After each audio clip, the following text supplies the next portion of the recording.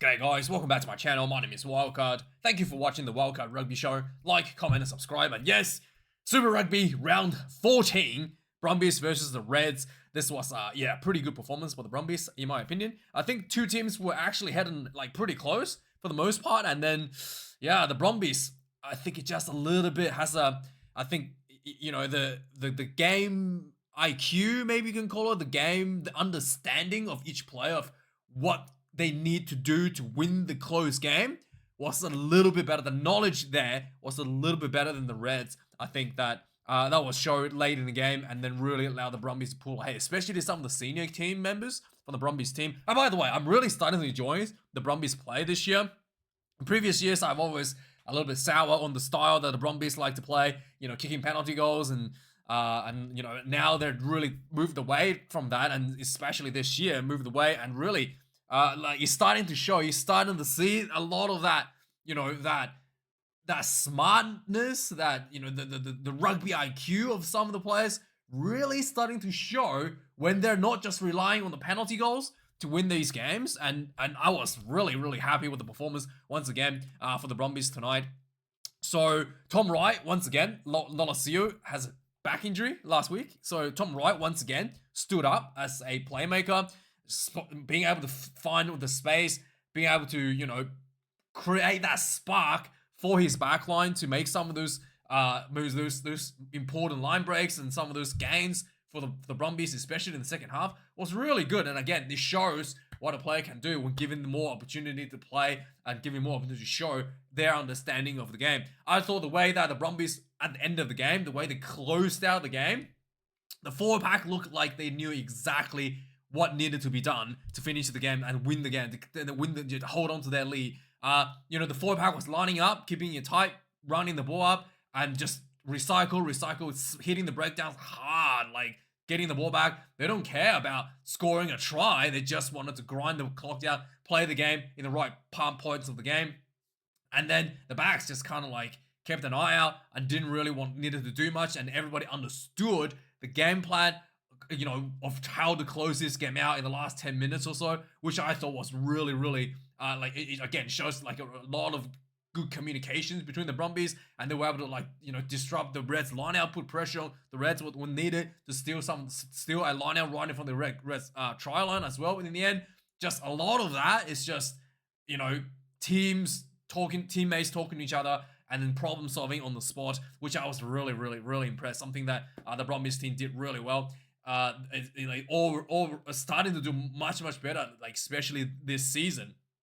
And in addition to that, I thought the Brumbies throughout the whole game understood when to go wide and when to kick the ball and when to keeping it tight. There was a really clear, organized pattern that they were patient when they were tight with the forwards, and then they were fast and furious and took struck where the space was when they presented themselves, especially with Tom Wright on the field. When they were going wide. So yeah, overall, I thought this Brumbies was really well executed and truly deserved to win. Alan Alatoa scored another try tonight. Limped off with a bit of an ankle injury. Hopefully he's okay. He's literally in the best form of his entire career right now. I really don't want him to get injured before the Lions, so he's still got a few more weeks. I mean, if it's just an ankle injury, hopefully he will be able to just rest a few weeks and be ready for the Lions. And he's so important for the Wallabies, and he's currently one behind Carlos Tazano. And unlike Tazano, he's just getting the try at the back end of the maul. Not all of them, but a lot of them were. But Alatoa, pretty much all of his tries were him picking up the ball and just punching himself through the last a couple meters to get himself over the try line, and did it once again tonight. So really well done there as well. For the Reds, I thought maybe, like I said, the understanding of when to go wide and when to go tight was a bit over the place. The Reds just going wide, it just there is almost feels like to me the Reds wanted to score every play.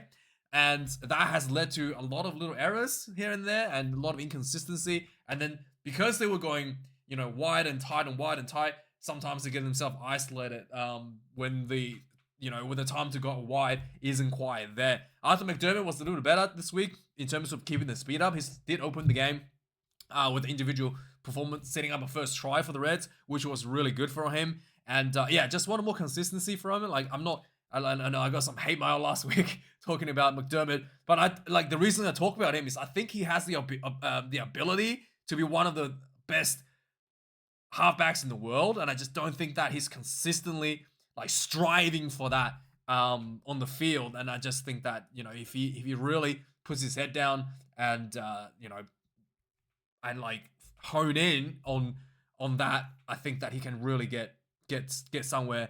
Yeah, he can really take another big step forward there. That's why I talk about him quite a bit.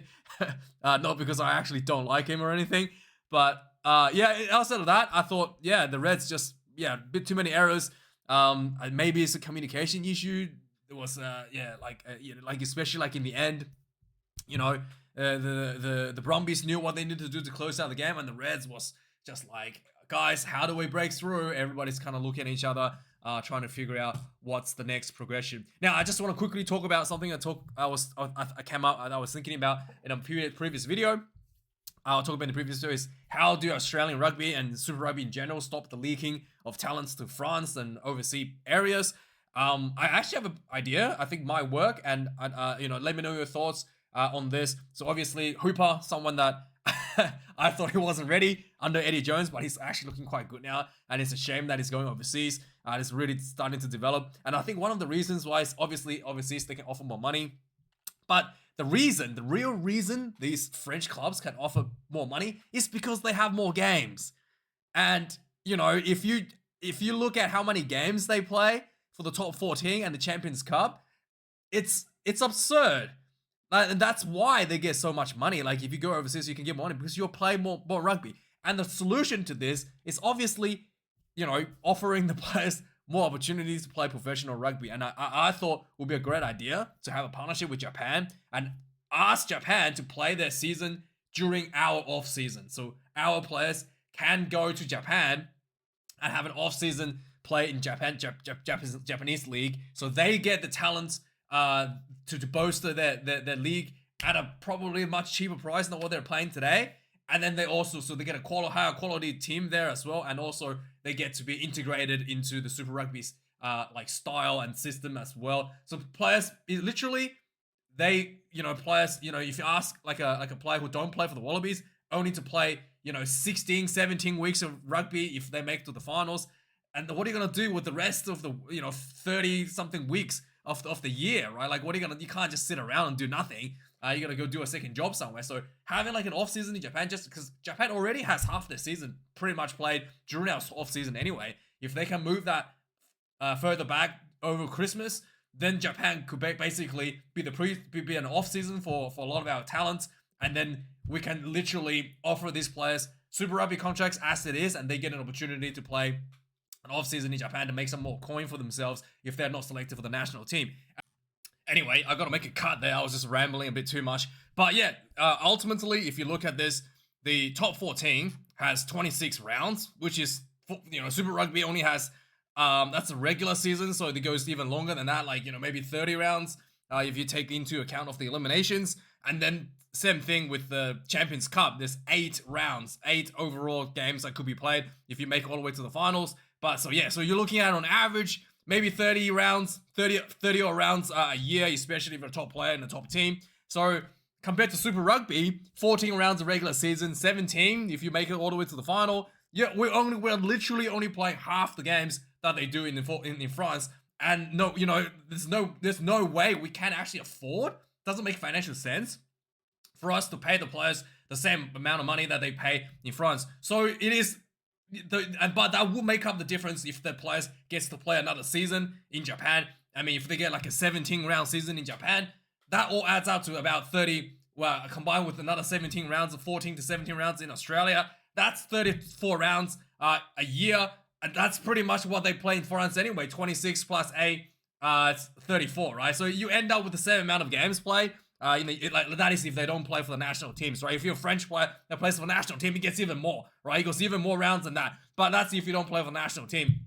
So a lot of these players will be able to earn some extra coin in Japan, and overall, that should actually level out the pay disparity between Super Rugby and Europe, and that should hopefully disincentivized a lot of our players, just signing overseas, and they was retaining in Australia and stay here. And that is, really we have to make a good deal with Japan to do this, because there's no we have to give them some incentive to bring them into like a regular international test games with them, and just really help them improve their brand and overall product as well. So this is something that I think I've been thinking about, and let me know your thoughts if you watched the video. Anyway, let's get back to this review. Reds versus the Brumbies. 476 run meters to 614 for the Reds. A lot of run meters for the Reds to a lot of mistakes. 16 turnovers conceded actually by the Brumbies, 13 by the Reds. 186 tackles made by the Reds, 118 missed tackles. A really good completion rate there too. 220 tackles made by the Brumbies and 19 missed tackles there. So really good as well. So really good defense for both teams. Kicks in play, 15 for the Brumbies, 13 for the Reds. 100% goal kicking, both teams. 436 kick meters. Like I said, the Brumbies just do that kicking game a little bit better than the Reds. 297 there overall in terms of the kick meters. And then we've got one line-out loss for the Reds, which was the most crucial one, right in front of the goal line before the end of the game. And then the Brumbies, no line-outs lost. Scrum quite even, 7 for the Brumbies out of 0, 5-0 for the Reds. Penalties conceded, this is probably the Reds really hurt themselves quite a bit. 6 conceded overall for the Brumbies, and the Reds conceded 12. And this was Nick Berry, right? Nick Berry literally is the 16th player on the field for the Reds, and he's just handing out penalties against the Reds left and right. I was like, what are you doing, Nick? You should be doing the other way. All right, but anyway, yeah, it is what it is. 2 yellow cards, 1 for each team. What happened in the card? Oh yeah, the Billy Pollard had a high shot. He got sent off, and then I think at the end there was another one against the Reds. But anyway, yeah, so there was 1 yellow card for each side, and that was it for the game. Quickly, let's talk about the quick recap of the game for the prompt summary. So I'm really glad that no goal kicking all the way till the end, this is actually really good. Like, the goal kicking was only done when it was absolutely necessary and absolutely smart to do, and not just the main method to win the game, which is really, really good. 6 minutes of the game, the Reds actually get themselves on the ball first. What's the name? McDermott saw a big little gap in front of him, picked up the ball and ran himself, got through, fended off the player, one-hand offload the Junkyard Dog, went in for the try, 7 points to nil, really well done. 19 minutes in the game, Brumbies played it tight, really just solid, patient grinding against the Reds try line, and then eventually the AAA, Alan Alatoa grinds in for the try, 7 points apiece. Yellow card to Billy Pollard after this at around 30 minutes or so. Oh yeah, there was a coat hanger tackle from Hunter Paisami. Just reached out. It looked a little bit bad. I don't think he actually got him in the neck. You look and he grabbed him on his jersey. And then he got sent off for 10 minutes there as well. So the halftime, that's pretty much it. 1 try apiece and 7 points to 7.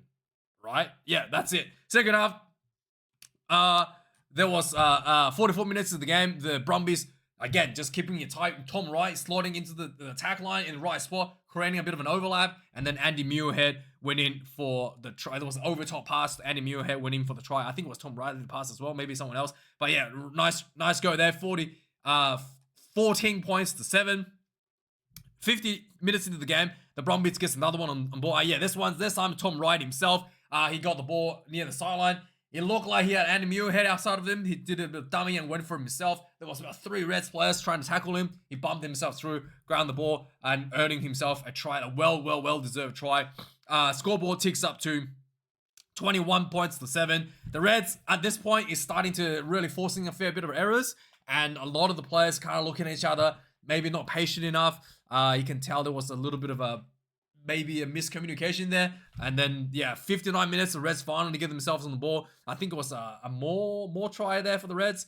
Yeah, it was a more try for the Reds for Josh Naser. And after that, the Reds, wasn't able to crack the Brumbies defense. There was a penalty around 75 minutes for the Brumbies to kick another one just to keep themselves more than 1 try ahead. And then that was it. The Brumbies, with about 5 minutes left, was really good at handling the clock. Had the forwards just lined up patiently, grinded the clock down, keeping the Reds pinned inside their own 22. There was a crucial line out for the Reds right in front of the goal line as well. They lost, which led into the penalty. And that was it. Brumbies did exactly what needed to be done. Smart rugby, high IQ rugby, and got this one over the line. 24 points to 14. Let me know your thoughts. Thanks for watching. Like, comment, subscribe.